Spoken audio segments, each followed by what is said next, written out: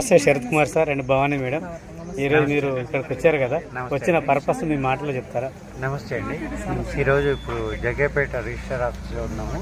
మేము ఎన్ఎస్పిలో 12th ఫేజ్లో ఒక ప్లాట్ తీసుకున్నాము. అలాగే మా అమ్మాయి కూడా ఒకటి ఆస్ట్రేలియాలో ఉంటుంది, ఆ అమ్మాయి కూడా ఒక ప్లాట్ తీసుకుంది. సో ఈరోజు ఇక్కడికి రావడానికి కారణం ఏంటంటే, కంపెనీకి మాకు ఉన్న MOU, mutual memorandum of understanding అంటారు. ఈ MOU కూడా రిజిస్ట్రేషన్ చేసి ఇస్తారు అని ఈరోజు జగ్గేపేట రావడం జరిగింది. ఆల్రెడీ రిజిస్ట్రేషన్ అయిపోయింది. బట్ ఏంటంటే అగ్రిమెంట్ కూడా రిజిస్ట్రేషన్ ఇవ్వడం అనేది నాకు చాలా కొత్తగా ఉంది. అది NSP ద్వారానే సాధ్యపడిందని నేను అనుకుంటున్నాను. ఈ మ్యూచువల్ అగ్రిమెంట్ అనేది లీగల్గా ఒక డాక్యుమెంట్ ఇవ్వడం అనేది నాకు చాలా నచ్చింది. అందుకని ప్రతి ఒక్కరికి నేను స్ట్రాంగ్గా రికమెండ్ చేస్తున్నాను.